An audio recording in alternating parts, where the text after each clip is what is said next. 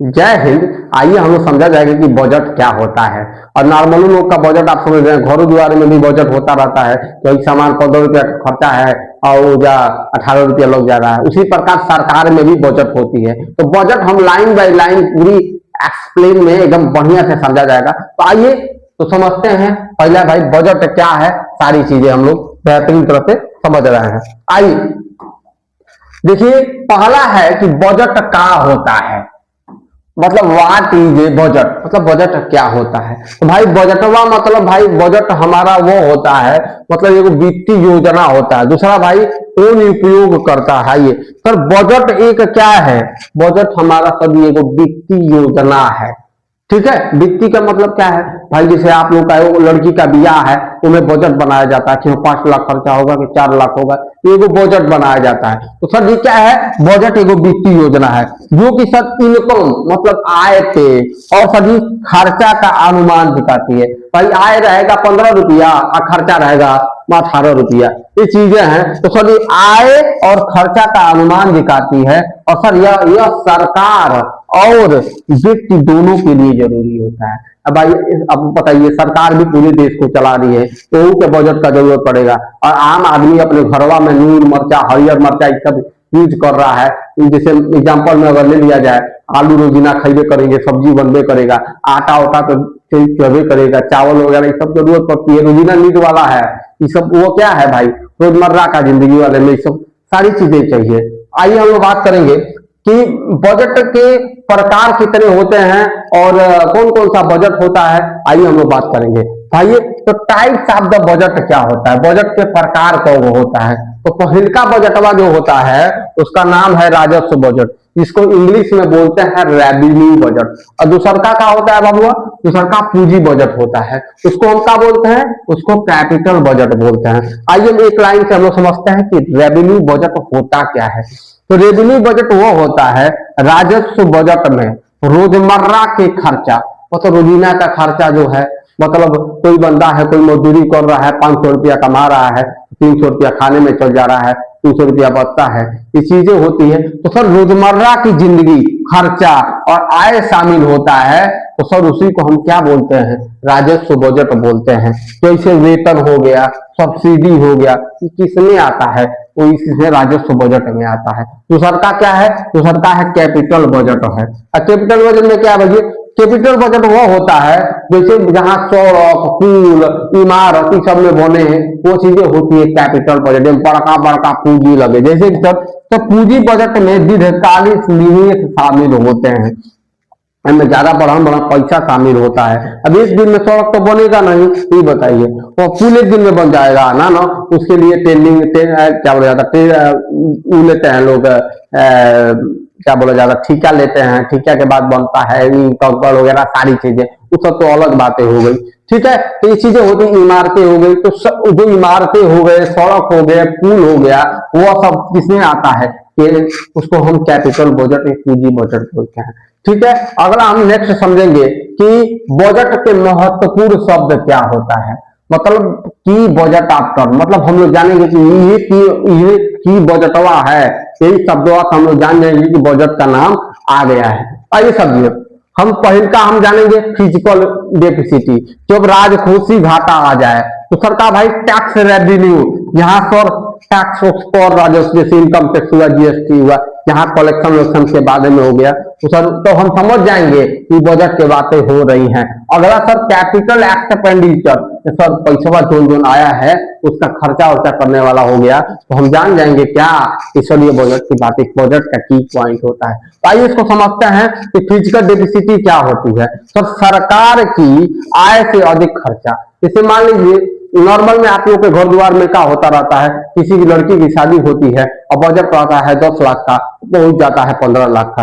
ये चीजें होती रहती हैं। कोई लड़कियां का फ्रिज दिए नहीं, कूलर दिए, वॉशिंग मशीन, एक हो चीज है वो बड़का होता रहता है कि हल दे देंगे अपनी बेटिया को, हल दे दे, ये चीजें होती रहती हैं। तो सब बजट बढ़ता जाता रहता है। तो वही भाई सरकार की आय से अधिक जो खर्चा होती है उसी को हम क्या बोलते हैं, फिजिकल डेफिसिटी बोलते हैं।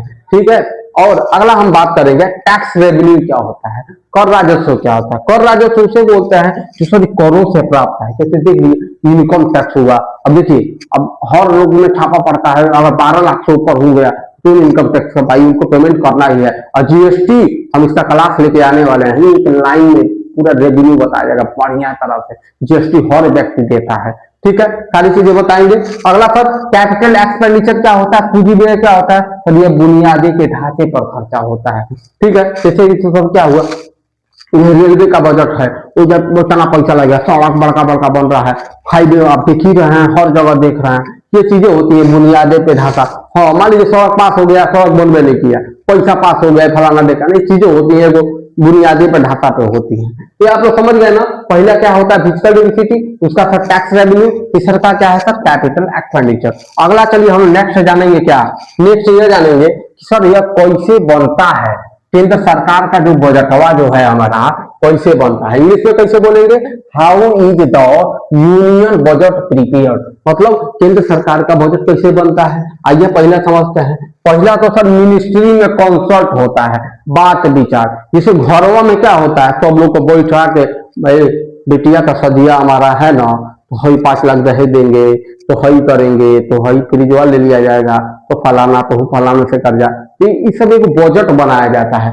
अगला हम मानेंगे सर कैबिनेट रिव्यू। अब घरवा में जो मालिक होते हैं, पापा ओपा जो होते हैं, उन लोग क्या है उसको रिव्यू, उसी प्रकार उसमें कैबिनेट रिव्यू होता है। वो क्या करता है, हाँ ये चीजें हैं कि सारी चीजें हाँ होना चाहिए। उसके बाद से क्या होगा फाइनलाइज, मतलब पैसा वैसा का सब इकट्ठा इकट्ठा कर के, और एक दिन का होगा बिटिया का बिया हो जाएगी। वही चीजें होता है प्रेजेंटेशन पार्लियामेंट, मतलब क्या हुआ उस दिन पेश कर दिया जाता है। बाकी तो आप लोग समझ ही गए होंगे। अगला चलिए नेक्स्ट, अगला हम लोग जानेंगे क्या कि सभी where does the government get money, सरकार की आय की स्रोत कहाँ से है। अब देखिए भाई सरकार की आय का स्रोत कहाँ से है, और उसी प्रकार घरों में आय का स्रोत। अब किसी के पापा हैं तो कोई मजदूरी करते होंगे, किसी के किसान हैं तो किसी के सरकारी नौकरी वाले हैं, तो चीजें क्या है, तो आय का स्रोत है, ठीक है ना। तो सरकार की आय का स्रोत कहाँ से है, तो देखिए पहला आय का स्रोत हमारा है टैक्स रेवेन्यू, जिसको हम बोलते हैं कर राजस्व। कर राजस्व में कैसे क्या होता है बाबू, जहां पे sir income tax, income tax, उसके बाद सर जीएसटी और सर सीमा शुल्क, ये चीजें होती हैं सर, जिससे सर सरकार की आय में बढ़ती है, हर व्यक्ति देता है। 12 लाख से जिसका होगा वो इनकम टैक्स बढ़ेगा, और सर जीएसटी तो हर व्यक्ति देता है। तो अगला sir non tax revenue, sir गैर कर आय क्या होता है, इसमें सर लाभांश होता है, शुल्क होता है, ब्याज होता है।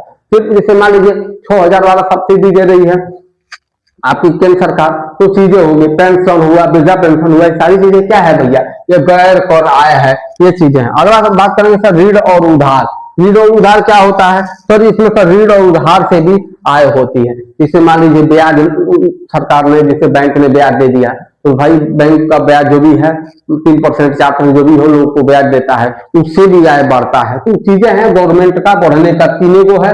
पहला कौन सा है भाई, कर राजस्व, दूसरा का क्या है गैर कर आय, तीसरा का क्या है सर ऋण और उधार वाला। अगला हम जानेंगे क्या, अगला हम लोग जानेंगे कि sir where does the government spend, sir सरकार के खर्चे के क्षेत्र कहाँ कहाँ है, जो जो पैसवा हमारा टैक्स कलेक्शन करती है ना, वो पैसवा कहाँ खर्चा करती है, एक बारे में पूरा हम लोग जान जाएगा। आइए समझते हैं। पहला तो ये सोशल सर्विस में, समाज के सेवा में जितना पैसा आता है, तो जैसे मान लीजिए रोड बन रहा है तो सामाजिक कल्याण हो रहा है। दूसरा भाई कौन चीज, हॉस्पिटल में मतलब बेड वगैरह सारी चीजें वो सब सरकार में सेवा ही कर रही है। रेलवे में देख लीजिए किसी को टिकट नहीं रहता, वो बैठ के चला जाता है, सेवा ही ना मिल रहा है।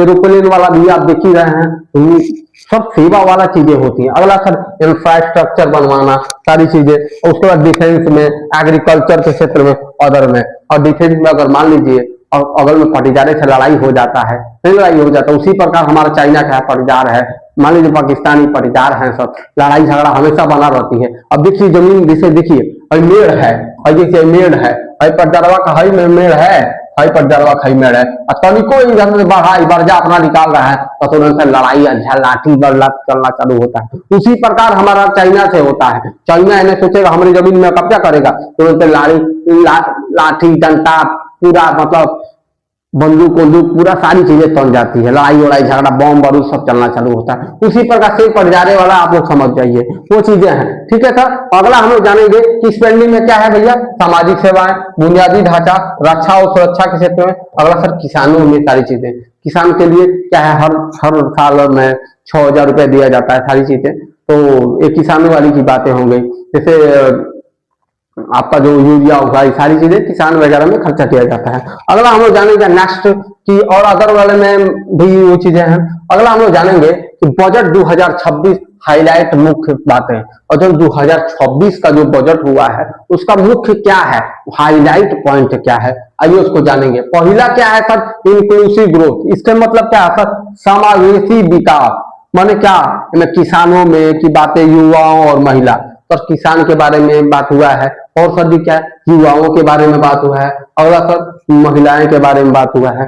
सर इंक्लूसिव उनके ग्रोथ के बारे में कि हाँ किसान को हम लोग खूब ग्रोथ करेंगे। अगला क्या है सर, युवाओं को उनको ग्रोथ करना है, और सर महिलाओं को भी ग्रोथ करना है, उनको रोजगार वगैरह सारी चीजें दे, ये चीजें।